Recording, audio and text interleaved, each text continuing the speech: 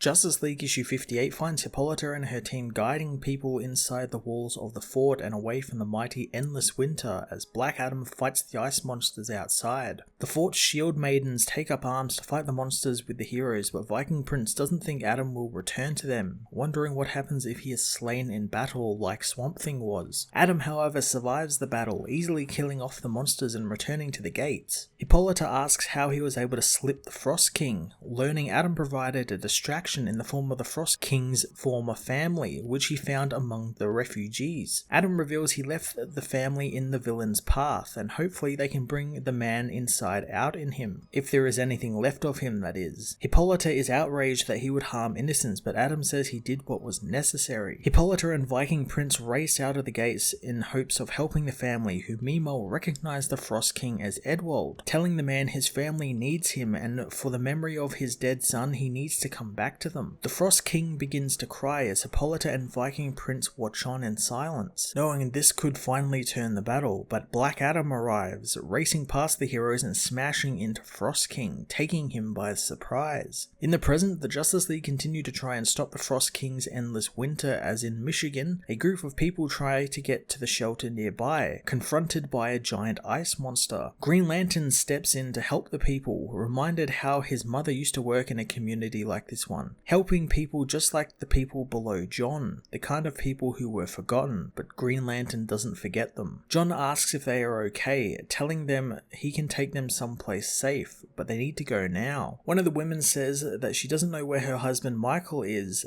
since he was at work when the blizzard hit. John wants to know where he works, so he heads to Star Labs in Detroit. On his way over, he remembers Barry asking about family before all of this started, and it made him confront the fact that he doesn't actually have a family and maybe never will. Finding Michael in the lab, Green Lantern blasts the monsters attacking him, wondering why they were breaking into Star Labs. John tells the man that his wife sent him, knowing his 3 kids would very much like to see their father again. Michael reveals that the monsters attacked the lab while they were evacuating, and he and others were trying to hide from the monsters inside. John warms the man up with his constructs as he gathers the man and his fellow workers, taking them to the Michigan Central Train Depot, a safe haven that the hero has shielded with a construct. Inside, Michael is reunited with his family as John tells the gathered people that they will all be safe there, since there is food, medical supplies, and the generators will kick in if the power fails. The people want to know how they can thank the hero, but John says that's not necessary, telling them to take care of their families and each other, since that's how they beat this. John heads to the Hall of Justice, where he meets with Detective Chimp, who's filling in on monitor duty for John. John learns from Bobo that a number of scientific facilities have been broken into by the monsters, and apart from that, all of the heroes are out battling the monsters, but it doesn't seem they are winning. John knows that they are barely holding their own against them, mentioning that he also stopped some of the monsters attacking Star Labs. He tells the detective that he will take over monitor duty, but Bobo is more than happy to continue, knowing he's definitely not going outside to shovel snow, telling John to keep an eye on the research facilities as he goes downstairs for a drink. Before he leaves, Bobo warns John that Black Adam is probably going to be a problem for them. In Kahndaq, Black Adam and his villain team destroy the ice monsters as the world's news reporters watch on, recording Adam saying that he will protect his nation from this crisis, and if the Justice League are unable to step up and save the world, his own team will step in and do what needs to be done. John finds Black Adam a delight as always as the hall's alarms go off. Going outside, John finds an army of ice monsters waiting for him. The Frost King joins his minions as Green Lantern calls all members of the Justice League to return to the hall since the Frost King has arrived. Green Lantern uses his constructs to plow away the ice monsters as he sword fights the Frost King, knowing there is no way the Frost King knew he was the only one in the hall, wondering what the villain wants. The Frost King blasts John back as Superman catches his friend as the Justice League arrive to back up Green Lantern. Batman says that they all stand together, they fight together, and if it comes to it, they all fall together. The heroes battle the army as John realizes that the heroes are there for everyone on the planet, including him, and while he was worried about where he belongs and if he will ever have a family, he's realized that the Justice League are his family. Wonder Woman subdues the king with her lasso as Green Lantern delivers the killing blow, cutting the villain in half with his axe. John is surprised to learn, however, that wasn't the real Frost King. It was just an ice avatar for the being. Batman wonders if he was sent there to test them, wondering where the real Frost King is. Going inside the hall, Wonder Woman asks if there has been any sighting of Aquaman, but Batman thinks that Arthur is dealing with things down in Atlantis. John knows they need to confront the king together and not fight separately anymore. Superman agrees, since they can't fight the storm, the only way of stopping this will be to fight the Frost King face to face. Detective Chimp wonders how they're going to do that when they can't find the villain, as in the heart of the storm, the Frost King continues his search for his family, finally spotting them in a Stag Industries research facility in Gotham, knowing nothing will stand in his way to retrieve them. Justice League issue 58 continued the Endless Winter storyline by delivering a nice big piece of plot information that could potentially reframe the whole situation here. Again, I'm loving the small pieces of backstory we've been getting at the start of each of the Endless Winter issues, and this one was quite important since it's framed in a way that could potentially put Black Adam at the center of this and make it look like he could be responsible for the Frost King's modern day wrath, seeing as he attacked the king back when it looked like his family would save him and then thus saving the entire world from the Endless Winter. But Black Adam didn't want that and wanted to attack instead of waiting, so I could see this somehow being all of his fault, which I think would be quite cool considering some of the more recent news of him being part of the Justice League in 2021.